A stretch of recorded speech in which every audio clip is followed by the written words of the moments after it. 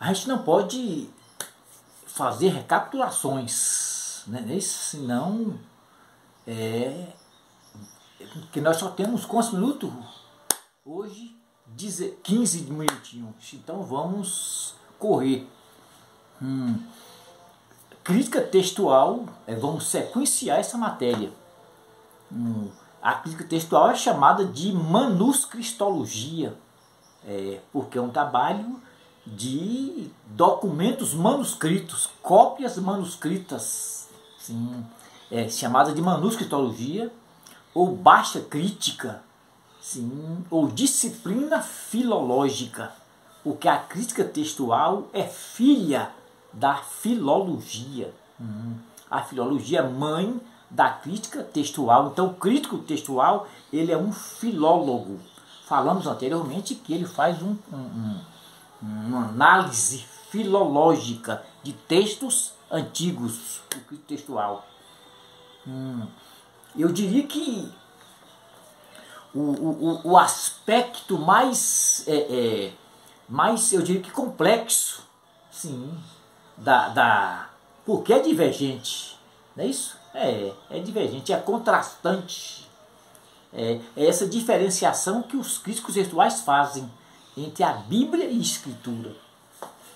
Sim, também para a historiografia, né? Sim, ciência antiga, né? Também para algumas correntes do cristianismo, algumas não todas. Então existe essa diferenciação entre Bíblia e Escritura. Bíblia, a expressão Bíblia, né? Falam biblion no grego, quer dizer rolo. Então, para a crítica textual, é uma referência ao texto massorético, ao texto fragmentado. Sim, a expressão escritura já é uma referência ao texto original, aos autógrafos originais. Para a crítica textual, todo o arcabouço de conhecimento precisa ter fundamentação, sim, todo arcabouço em qualquer área, sim, teológica, filosófica, antropológica, sim. Todo o arcabouço de conhecimento precisa ter fundamentação não bíblica, mas escriturística. Agora, esse é o nosso principal assunto, o trabalho do crítico textual. Era um trabalho consciencioso, sim, conscienciosidade. Era um trabalho meticuloso. Por quê? Porque era um trabalho de identificação e correção de erros nos textos antigos.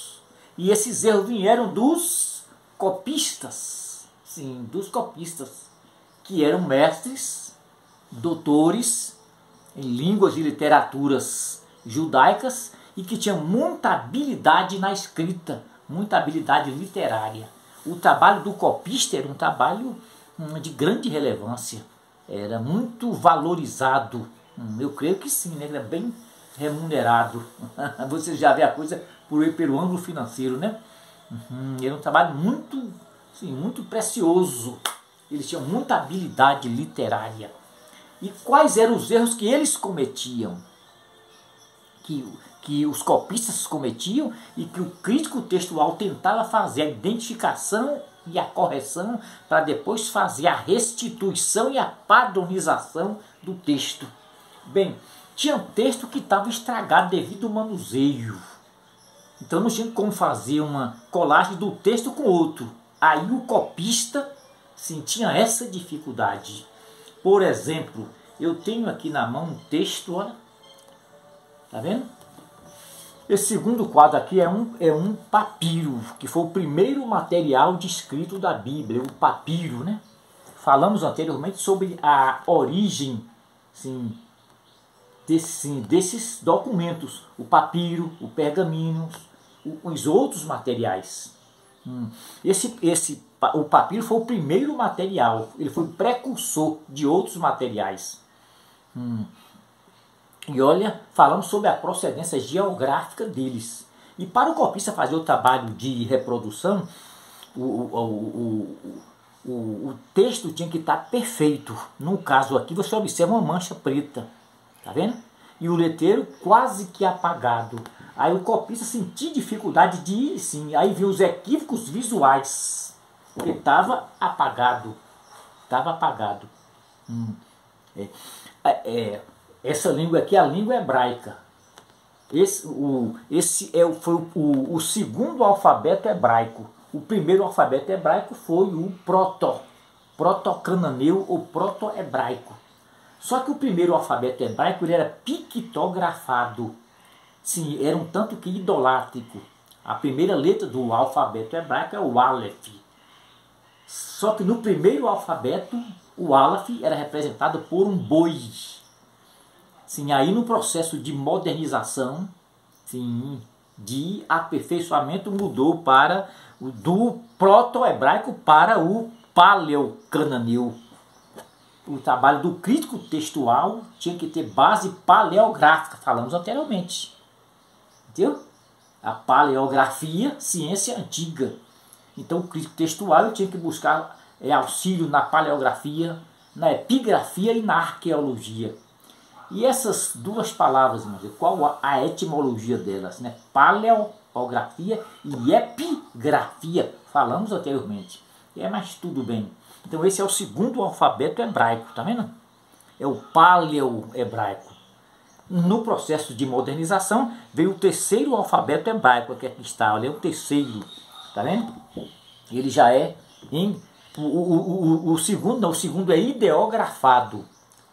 Ideografado. O primeiro foi o pictografado, o segundo vem de ideias. E o terceiro alfabeto é esse aqui, olha, é o quadrático.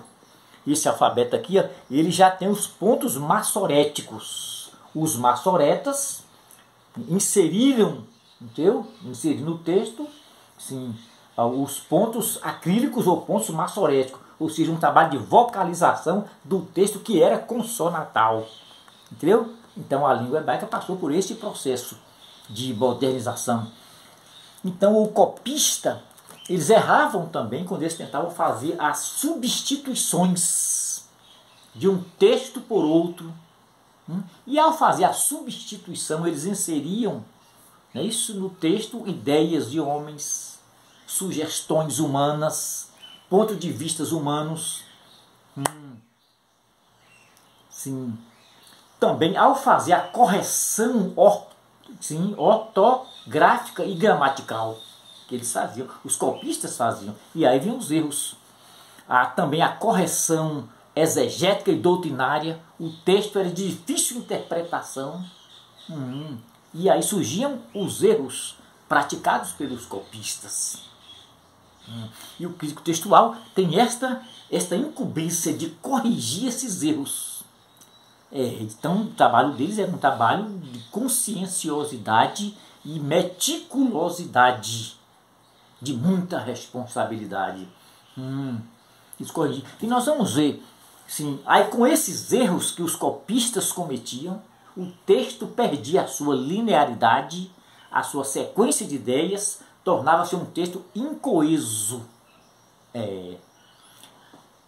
E a crítica textual chama esse texto de texto desarmônico, ou de desarmonização textual. E dessa desarmonização textual, sim, aí surgem as variantes textuais, que são as contradições, sim, as contradições, sim, as incongruências que você vai ver ao longo de todo o Novo Testamento. Mas a questão é, essas variantes textuais comprometem a inspiração divina da Escritura? Cabe a você. Comprometem a inerrância histórica da Escritura? Comprometem o conteúdo soteriológico do texto? Aí se desvirtua a sua fé, que para estudar esse assunto tem que ter maturidade cristã. Do contrário, a pessoa pode se desvirtuar. Eu não diria se apostatar, que aí é uma expressão muito pesada, né? Mas desvirtuar na fé. Para estudar crítica textual tem que ser alguém idôneo, espiritualmente idôneo. Então nós vamos ver algumas variantes textuais. Senão não vai dar tempo. A gente não vai ver interpolações, não. Só variantes textuais. Mateus, não precisa ler o capítulo nem o versículo. Nós vamos falar sim. De acordo com Mateus, Jesus curou em Jericó 2 cegos. E os cegos clamaram: Filho de Davi, tem misericórdia de nós. Mas de acordo com Lucas, não. Jesus só curou um cego. Jesus, filho de Davi, tem misericórdia de mim. Observa aí a divergência nessas informações, né, de texto para texto. Marcos, não leia o texto que não vai dar tempo. Marcos diz que Jesus curou um leproso depois da visita à casa de Pedro. Depois, já Marcos, mas Mateus já diz que ele curou um leproso antes de ir à casa de Pedro. E com relação à filha de Jairo, olha, Lucas, de acordo com a narrativa de Lucas, Jairo prostrou-se aos pés de Cristo e disse, e suplicou para que ele curasse a sua filha, que estava à beira da morte, estava prestes a morrer. Já Mateus, já Mateus diz que Jairo prostrou-se aos pés de Cristo e disse que a sua filha já tinha morrido. Já tinha morrido. Olha, de acordo com alguns eruditos, eu disse eruditos, pessoas versadas, entendeu? Em exégese bíblica, não são pessoas leigas. Então, de acordo com esses eruditos, isso aqui é uma questão de ponto de vista do narrador. Entendeu? Por exemplo, com relação a Jesus em Jericó, Mateus visualizou esse episódio por um ângulo diferente. Então ele teve um foco narrativo diferente de Lucas. Entendeu?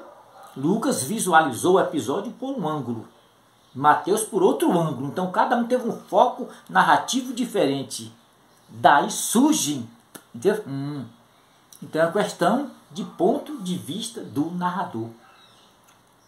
E de acordo com esses eruditos, esses pontos de vista divergentes, eles tornam o texto mais autêntico. Isso dá autenticidade ao texto.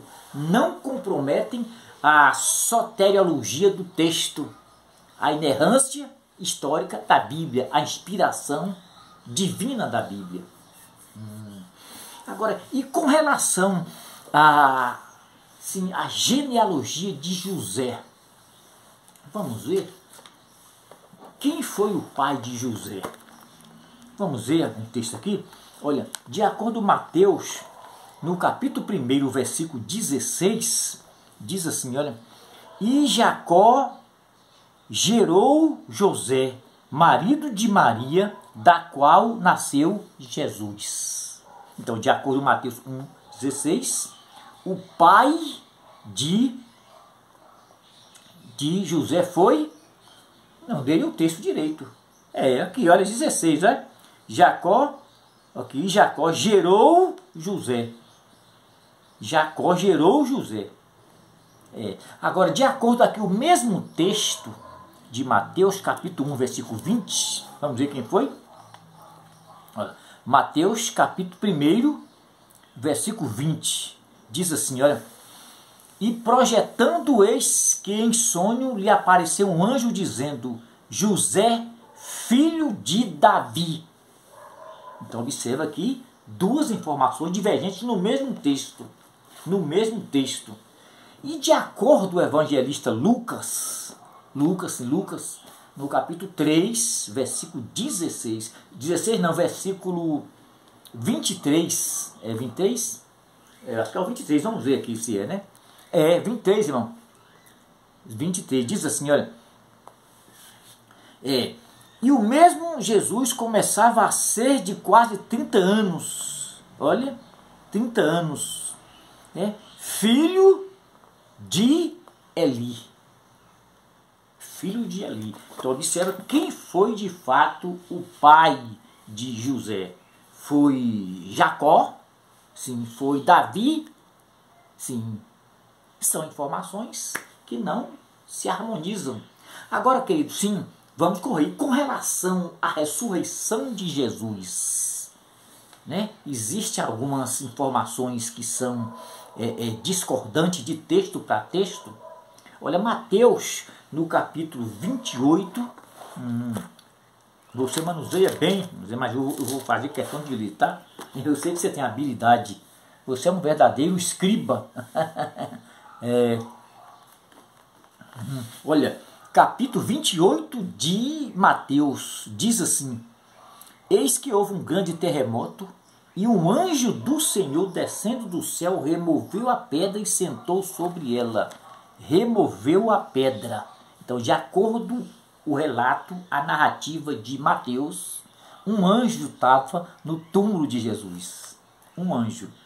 Já de acordo aqui, João, no capítulo 20, versículo 12, versículo 11 e 12, vamos ler?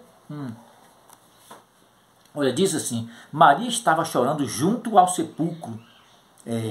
Baixando-se a cabeça, ela viu, abaixou-se para o sepulcro, não é a cabeça, é para o sepulcro.